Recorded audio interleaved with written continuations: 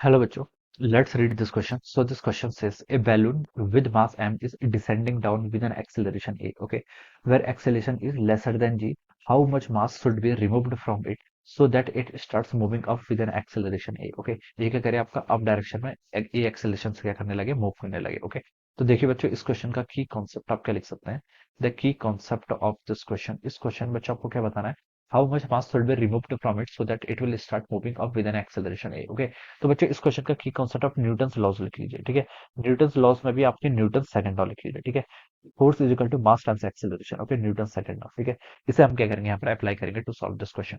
Newton second law देखिए क्या बताती है, जो आपका टोटल फोर्सेस होते हैं, okay, it must be equal to the mass times acceleration. ये किसके इक्वल होते हैं, आपके summation of all those forces. ठीक है, summation of all the external forces आपके मास टाइम एक्सेलरेशन के क्या होते हैं, इक्वल होते हैं. ओके, इसको देखिए हम यूज करेंगे. क्वेश्चन बोला कि balloon with mass m is descending down with एक, मान लीजिए कोई बैलून है, this is the balloon. Okay, जिसका मास कितना m, मास m है, तो देखिए एक तो इतना श्योर हो गया कि इस पर एक mg फोर्स लगा in the vertically downward direction. Okay, it descending down with an acceleration a. Okay, इसका एक्सेलरेशन भी देखिए आपका नीचे की तरफ ही है. ओके, और क्या गिवन कर रखा है, a is lesser than g. Okay, ये भी आपको क्वेश्चन में डेटा गिवन कर रखा है. फिर लिखा कि how much mass should be removed from it so that it starts moving up with an acceleration a. Okay, ठीक है, तो देखिए बच्चों यहाँ पर क्या लगेगा, आपके बैलून पर एक बॉयंट फोर्स लगेगा. क्या लगेगा, आपका बॉयंट फोर्स. ओके, या फिर हम एयर रेजिस्टेंस फोर्स लिख सकते हैं, आपका एफ भी लिख लेंगे. ठीक है, ये क्या लगेगा, आपका अपवर्ड डायरेक्शन में लगेगा. इस डायरेक्शन में आपका अपवर्ड डायरेक्शन में लगेगा. ठीक है, बैलून पर देखिए क्या लगेगा, आपका बॉयंट फोर्स लगेगा. ओके, और ये आपका क्या लगेगा, यहाँ पर अपवर्ड डायरेक्शन में लगेगा. ठीक है, ये हम बता सकते हैं क्योंकि क्वेश्चन में देखिए कंडीशन गिवन कर रखी है,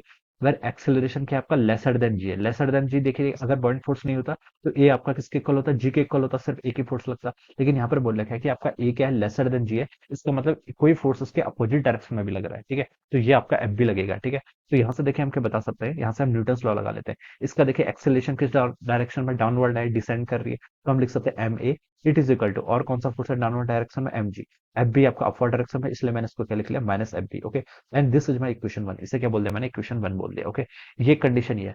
फिर क्या बोल रखा है, how much mass should be removed from it so that it will start moving up with an acceleration A. Okay, कितना मास इससे रिमूव करो कि अभी आपका अपवर्ड डायरेक्शन में एक्सेलरेट करने लगे. मान लीजिए हम इसका मास रिमूव कर दिया और फाइनल मास इसका एम डेस हो गया. ठीक है, अब इस पर एक तो एम डेस जी डाउनवर्ड डायरेक्शन में लगेगा. इसका एक्सेलरेशन देखिए किस डायरेक्शन में, आपका starts moving up with an acceleration a. अभी आपका ए एक्सेलरेशन से अप डायरेक्शन जा रही है. और कौन सा फोर्स लगा, एक फोर्स आपका इस पर लगेगा एफ बी. एफ बी क्या है, आपका फोर्स ऑफ बुयांसी. ओके, इसको मैंने एफ बी यहाँ पर लिख लिया.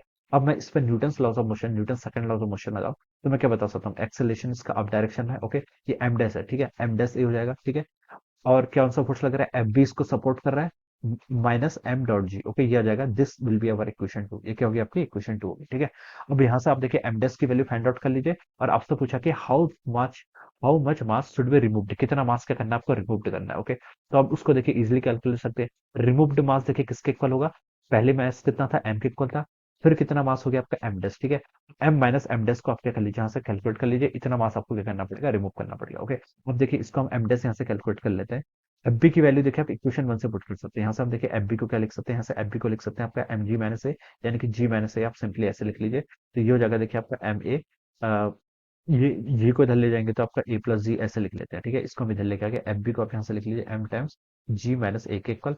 तो बच्चों यहाँ से आपका एम डेस की वैल्यू हो गई, ये हो जाएगी M times G minus A divided by कितना हो गया, आपका जी प्लस ए. ओके, ये आपका एम डेस यहाँ से कैलकुलेट हो गया. अब इसको आप क्या कर लीजिए, इसमें पुट कर लीजिए, एम माइनस एम डेस आपने कैलकुलेट कर लिया, कितना आपका g plus a, sorry g minus A divided by g plus A. Okay, ऊपर जो आपका फैक्टर है वो कितना आपका g minus A divided by कितना हो गया, आपका जी प्लस ए टाइम्स क्या है आपका एम. ओके, इसको आप देखिए यहाँ से सॉल्व कर लीजिए, इसकी वैल्यू देखिए कितनी आएगी, एम को आप कॉमन ले लीजिए, यहाँ से हो जाएगा आपका one minus G minus A divided by कितना हो गया, आपका जी प्लस ए. ओके, ये आपका यहाँ से इतना हो गया. अब आप इसको सॉल्व कर लीजिए, जी प्लस ए ऊपर क्या हो गया, आपका जी प्लस ए माइनस आपका जी प्लस ए. ओके, और नीचे क्या बच गया, आपका जी प्लस है. ठीक है, इसको आप सॉल्व कर लीजिए. यहाँ से देखिए आपका जी से आपका जी कैंसिल हो गया. ठीक है, तो ये कितना बच गया, ये टर्म आपकी बच गई two M A divided by G plus A. Okay, तो इतना मास क्या करना पड़ेगा, आपको यहाँ से रिमूव करना पड़ेगा. Okay, and this will be the answer of this question. ठीक है, इतना मास देखिए, रिमूव्ड मास किसके इक्वल होगा, एम माइनस एम डेस के equal, and this will be the answer of this question. ठीक है, अब इसको देखिए मैच करते हैं, आपका two M A divided by G plus A. Two M A ये आपका देखिए ऑप्शन सी से मैच कर रहा है, किससे मैच कर रहा है, ऑप्शन सी से. So we can say that option C will be the right answer of this question. Okay, so this is how we will solve this problem. इस तरीके से हम क्या करेंगे, इसको सॉल्व करेंगे. So I hope you all understood this concept. All the best and thank you.